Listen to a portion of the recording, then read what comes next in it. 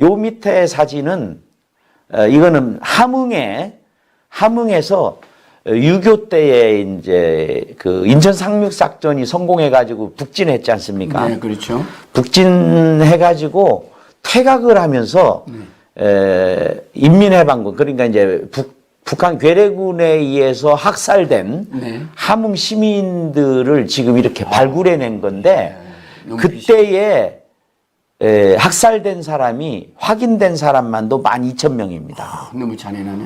예. 그런데 왜 12,000명이나 되는 사람을 함흥 시민들을 그렇게 학살했을까? 네.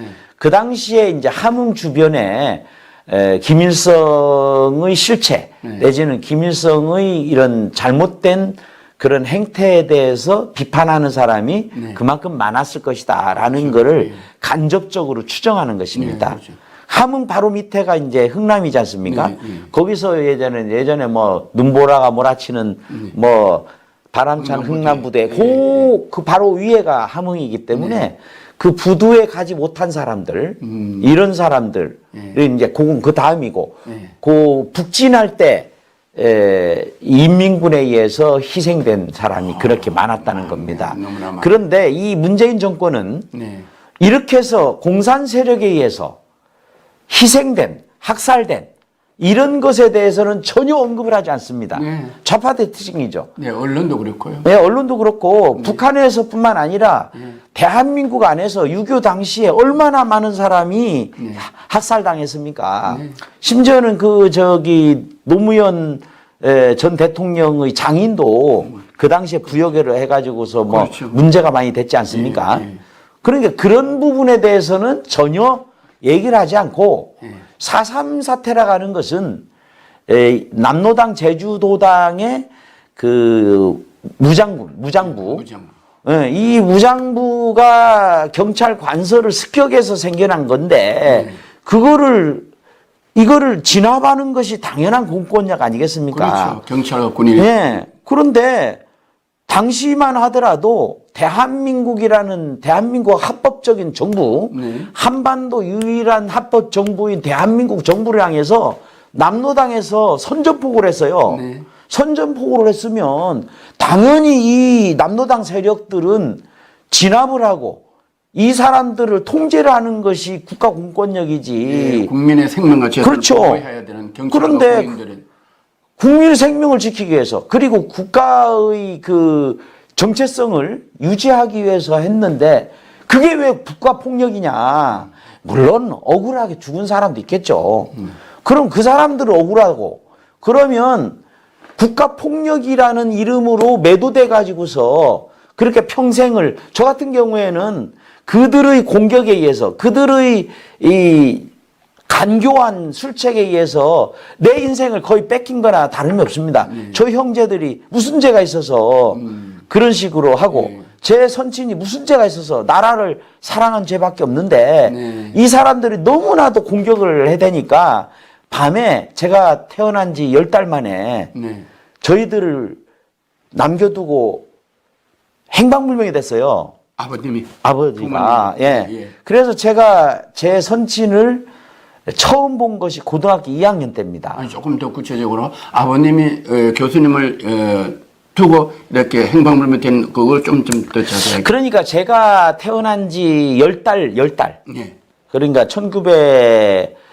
제가 57년 10월 3일생이니까 1958년도에 행방불명이 된 겁니다. 갑자기 없어져 버린 거죠. 연락이 끊겼어요. 특별한 이유는? 제가 이제 와서 생각해 보니까 이 간교하고 잔혹한 이 좌파 세력들이 얼마나 공격을 했으면 아버님을 공격을 했으면은 이렇게 처자를 남겨두고 어디로 간다는 말도 없이 사라졌겠는가. 제가 이제 나중에 고등학교 2학년 때 제 선친의 대학 동기분이 저 강경에서 강경의원을 했거든요.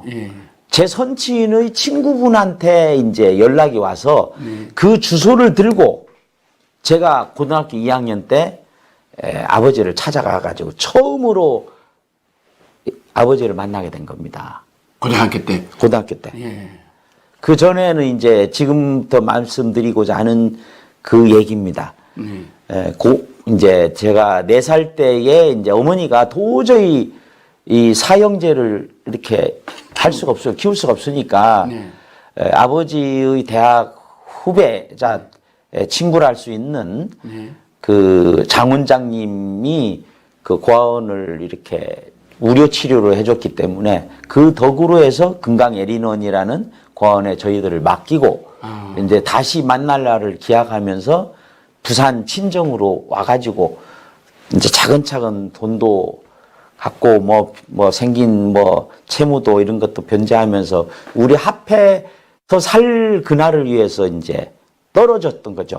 고아원으로. 예, 예. 그래서 이제 저희들은 나는 몰랐던 거고, 그러니까 초등학교 몇 학년 때인가 그때서야 이제 어머니가 살아계시구나라는 것을 알게 됐던 겁니다. 그러면 교수님이 고아원에 가셨을 때 어머니 헤어지고 그 다음에 어머니를 잘 몰라셨군요. 몰랐죠. 저는 이제 저희들을 버리고 갔다라고 생각을 했죠.